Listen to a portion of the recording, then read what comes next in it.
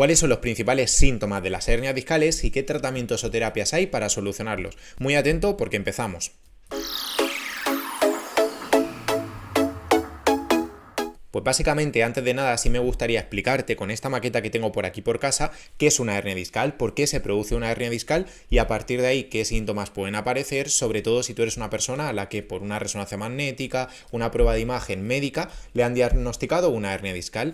Antes de nada, como te comento, sí me gustaría explicarte brevemente tanto qué es una hernia discal como una protusión, ¿vale? Entonces, cogiendo la maqueta, tenemos que entender que la protusión es, por así decirlo, el hermano pequeño o una lesión, entre comillas, un poquito más suave de lo que es una hernia discal, ¿vale? Para que lo sepas y lo tengas muy en cuenta, si, como te digo, en una resonancia magnética te han hecho, pues eso, te han hecho una resonancia, te han hecho alguna prueba y te han detectado que tienes, pues, una protusión o incluso una hernia. La protusión no es en absoluto grave y, de hecho, casi todas las personas, más del 80% de las personas, tenemos protusiones discales y en general no hay ningún tipo de problema por tener una protusión discal, ¿vale? O al menos el dolor que puedas tener en la zona lumbar no viene por tener una protusión, ¿vale?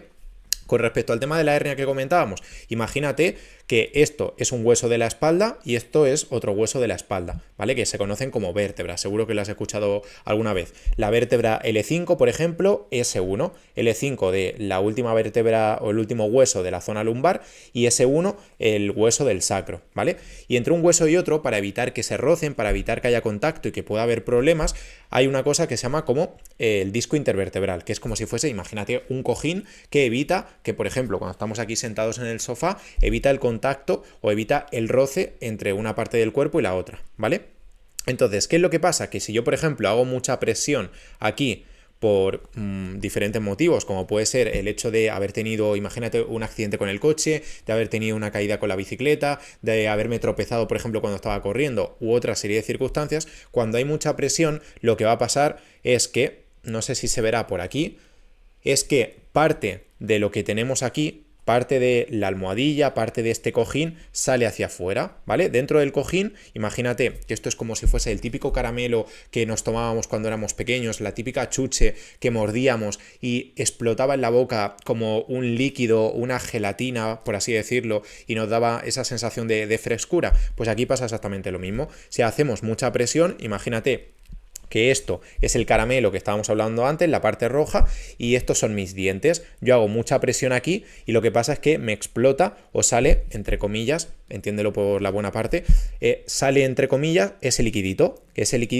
que ves por aquí, se forma como una especie de bola, que es el líquido que hay dentro del disco intervertebral, ¿vale? Se llama como núcleo pulposo, por si quieres saber el nombre más técnico.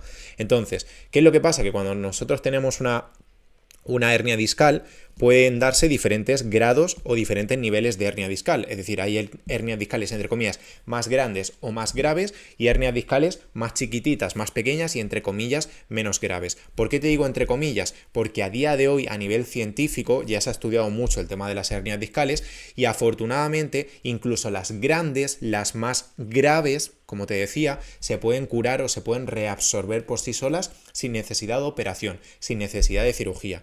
Y como te comentaba, básicamente la hernia discal es como una situación, un escalón superior o el hermano mayor de una protusión discal. ¿Qué es una protusión discal? Pues simplemente imagínate que yo cojo un boli, como si fuese un cuchillo, y yo le hago una rajita por dentro, yo le hago una rajita a este almohadón, a este cojín, a este disco intervertebral. Es simplemente eso, una rajita, una fisura que hay dentro del disco, pero no es, como te digo, no es algo de lo que haya que preocuparse ni que suponga ningún tipo de problema. Entonces, ¿qué síntomas principalmente suelen tener las hernias discales? Pues hay casos y casos porque, por ejemplo, hay personas que yo me he encontrado y de hecho he hablado con muchas que tienen hernias discales porque les han aparecido en una resonancia magnética, en una tomografía o en una radiografía y no tienen síntomas, ¿vale? Puede darse el caso de una persona que tenga hernia discal y es bastante frecuente y no tenga ningún tipo de síntoma ni ninguna limitación en el día a día. Por ese mismo motivo es importante diferenciar entre los síntomas y la lesión o, en este caso, la hernia discal que tengamos. No por tener hernia vamos a tener síntomas o no por tener dolores o síntomas vamos a tener hernia discal. Son dos cosas distintas. Puede darse el caso de que haya hernia y dolor, puede darse el caso de que haya hernia y no haya ningún síntoma. Cuando tenemos síntomas o cuando tenemos una hernia con síntomas, ¿qué síntomas podemos tener? Principalmente dolor en la espalda baja, dolor en la zona lumbar, dolor en los glúteos, dolor incluso en las piernas, incluso en algunas situaciones un poquito más especiales podríamos tener ligeros hormigueos, imagínate en la zona de las piernas que bajan hacia el gemelo y al pie, podríamos tener incluso calambres, en algún momento pinchazos, ¿vale? Esos suelen ser momentos o situaciones más particulares, más especiales. Lo más normal si tienes una hernia es que tengas dolor en la zona lumbar, dolor en el coxis, por ejemplo, dolor en el glúteo, dolor en la pierna, algunos hormigueos, y en situaciones un poco más graves, que en este caso sí que es cierto que quizás se debería de operar o habría que pasar por cirugía, lo que se conoce como síndrome de cola de caballo. ¿Qué es el síndrome de cola de caballo? Pues una situación en la que esta hernia discal, que es un poquito más grande, pinza tanto el nervio ciático, que por si no lo sabías, esto amarillo de aquí es la médula espinal, y esta raíz, no sé si ves como este brazo, esta mano, sería el nervio ciático. Cuando se pinza, cuando se aplasta, se atrapa por una hernia discal el nervio ciático, por aquí, y es una situación un poco más grave, se produce lo que se conoce como síndrome de cola de caballo o de caudequina. ¿Qué síntomas tiene este síndrome de cola de caballo por hernia discal? Principalmente pérdida de fuerza en las piernas, es decir, imagínate que yo me quiero levantar de la silla o me quiero levantar de la cama y no tengo la suficiente fuerza para hacerlo porque mis piernas no me responden. Otro de los síntomas, tengo adormecido de manera frecuente o incluso diaria y constante, tengo adormecidas las piernas, es decir, las tengo durmiendo, que eso estaría bastante relacionado con la pérdida de fuerza. Es una situación bastante complicada, bastante grave, que si la estás viviendo, pues lógicamente ya sabrás cómo se sufre, cómo se siente.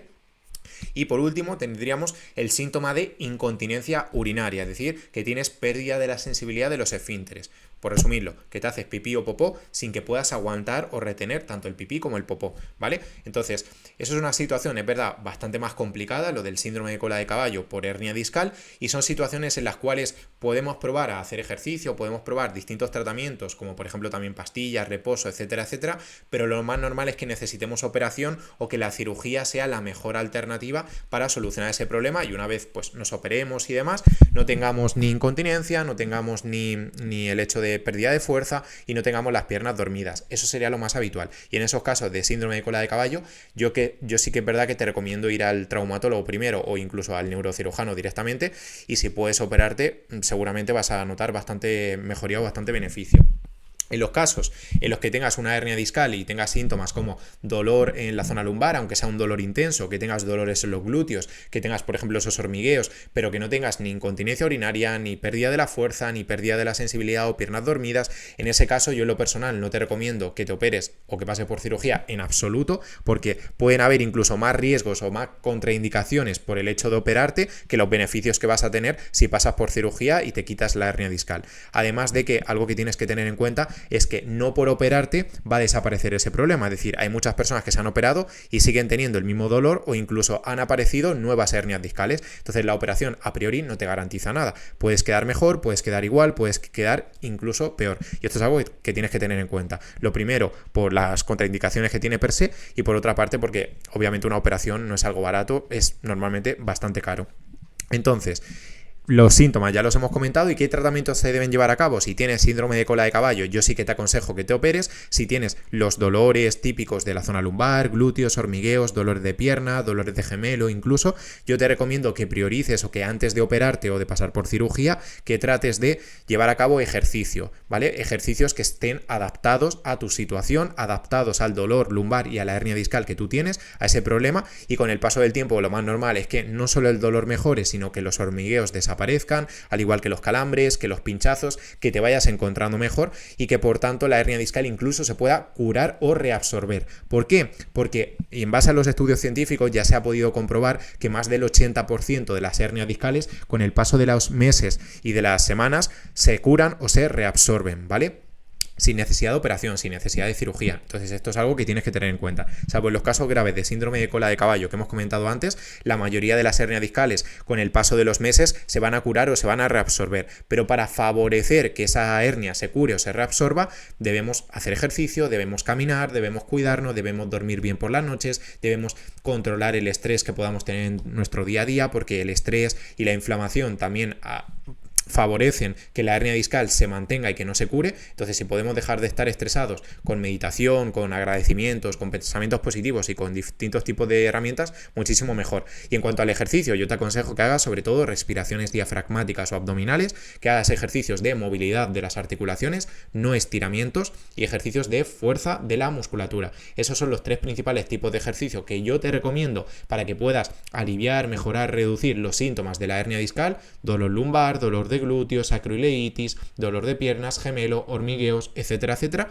y que también haya más probabilidades de que la hernia discal se cure o se reabsorba, ¿vale? Así que quiero dejarlo por aquí porque ha sido bastante información, espero que te haya quedado todo perfectamente claro, espero de corazón que te haya servido de ayuda, y si tú precisamente quieres mejorar los síntomas de la hernia discal, como el dolor lumbar, como el dolor de ciática, como los hormigueos, y poder curar o reabsorber tu hernia discal precisamente, haz clic en el enlace que tienes en la descripción de este vídeo para unirte a la comunidad gratuita de Espalda Sin Dolor, que es una comunidad de WhatsApp donde a diario compartimos consejos que te pueden ayudar de corazón mucho, tanto para mejorar la hernia discal, para que se reabsorba, como para aliviar y reducir los síntomas típicos de dolor, hormigueos, etcétera, etcétera, y que llegue un momento en el que no te sientas como una persona de 80 años, que puedas hacer una vida completamente normal. Así que si tú también estás interesado en mejorar y aliviar todos esos síntomas y poder contribuir a que la hernia se cure o se reabsorba, haz clic en el enlace que tienes en la descripción de este vídeo y podrás acceder de manera totalmente gratuita, a la comunidad de Espalda Sin Dolor. Así que, de corazón, muchas gracias por estar en este vídeo, espero que te haya servido y nos vemos en el próximo. Adiós.